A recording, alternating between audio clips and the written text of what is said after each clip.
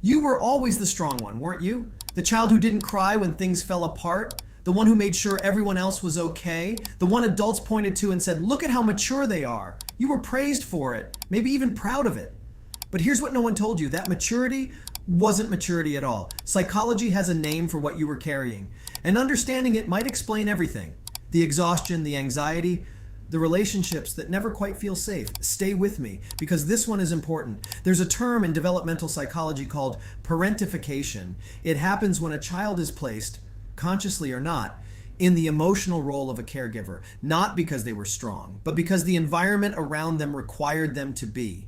Maybe your parent was emotionally unavailable. Maybe there was addiction, illness, conflict, or simply a quiet kind of chaos that no one talked about. And you, sensitive, perceptive, loving, stepped in. You learned to read the room before you could even name what you were feeling. You learned to manage everyone else's emotions because no one was managing yours. This wasn't strength, this was survival. And your nervous system remembered everything. Here's what that looks like in your adult life. 5 patterns that may feel deeply, uncomfortably familiar. The first is what we call the hyper-independence trap. Asking for help feels almost physically uncomfortable, doesn't it? There's something in you that says, if I need something, I become a burden. So you carry everything alone. You figure it out alone. You fall apart alone. But here's the truth underneath that. As a child, needing things wasn't safe. Your needs were either minimized, ignored, or made to feel like too much. So your nervous system made a decision. It's safer to need nothing. What looks like independence from the outside is actually a deep, unhealed loneliness on the inside. The second pattern is emotional burnout, not the kind that comes from working too hard, the kind that comes from never, ever turning off. Strong children grow into adults who hold an invisible standard for themselves. You must be reliable, you must be capable, you must not fall apart in front of others, and you meet that standard day after day, until one quiet evening you sit down and feel nothing, not sad, not angry, just empty. That emptiness is your body sending a message. It's saying, you've been giving from a cup that was never filled, and it can't keep going. The third pattern is something we call weaponized people-pleasing. Notice that word, weaponized, because this isn't just about being kind. Strong children learned early that keeping others comfortable kept them safe. Conflict meant unpredictability. Unpredictability felt like danger. So you became an expert, an almost psychic expert, at anticipating what other people needed before they even asked. You adjusted your tone, your opinions, sometimes your entire personality, all to keep the peace. And now in your adult relationships, you find yourself shrinking, agreeing when you disagree, apologizing when you've done nothing wrong, saying, "I'm fine," when you are the furthest thing from fine. This isn't kindness.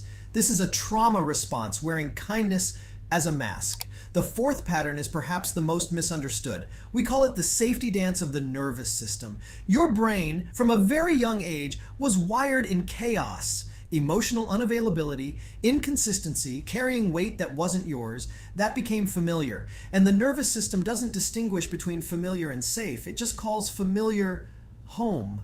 So in adulthood, you may find yourself drawn to people who need fixing, people who are emotionally unavailable, relationships that feel like a project. And when someone stable, consistent, and genuinely kind shows up, something in you gets restless. It feels too quiet, too easy, almost suspicious. This isn't a character flaw. This is your nervous system doing exactly what it was trained to do. Healing begins when you start to question what you've been calling chemistry. The fifth pattern is suppressed emotion. When you are hurt, what do you do? If the answer is go quiet, withdraw, process it alone, minimize it, tell yourself you're overreacting, then you already know this pattern intimately. Strong children were rarely given space to fall apart. Tears were inconvenient. Anger was dangerous. Sadness was weakness. So you learn to take your pain somewhere private and handle it there. But emotions that are never expressed don't disappear. They accumulate. They live in the body as tension, as illness, as sudden overwhelm over something seemingly small. Because it isn't small. It's the weight of everything you never said. Now let's talk about what all of this does to your relationships. If you've been through these 5 patterns, your attachment style has likely been shaped in a very specific way. Research shows that parentified children often develop what's known as an anxious avoidant cycle in their adult relationships. Here's how it plays out. You crave deep intimacy because you were never truly seen as a child, but the moment someone gets close, something in you pulls back. Vulnerability feels dangerous depending on someone feels dangerous. So you create distance sometimes without even realizing it. And then the distance creates anxiety. So you move closer again and the cycle repeats. You're not broken, you're patterned, and patterns can change, but only when we see them clearly. So how do you begin to heal? The real work starts with one radical act, letting yourself be the one who needs something. Not the helper, not the fixer, not the strong one in the room, just a person with needs, with softness, with a history that deserves to be witnessed, not managed. Inner child healing isn't about going back to the past and changing it. It's about offering yourself today what that child never received: safety, gentleness, permission to take up space. It sounds simple. It is not easy, but it is possible. Therapy, particularly approaches like internal family systems and somatic work, can help your nervous system learn slowly, gently, that it's safe to receive.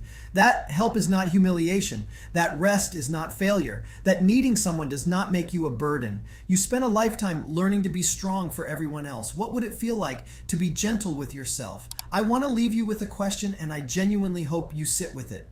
When was the last time you allowed yourself to be the one who needed help, not the one who offered it, not the one who held it together, just the one who needed? Write your answer below. You might be surprised by what comes up.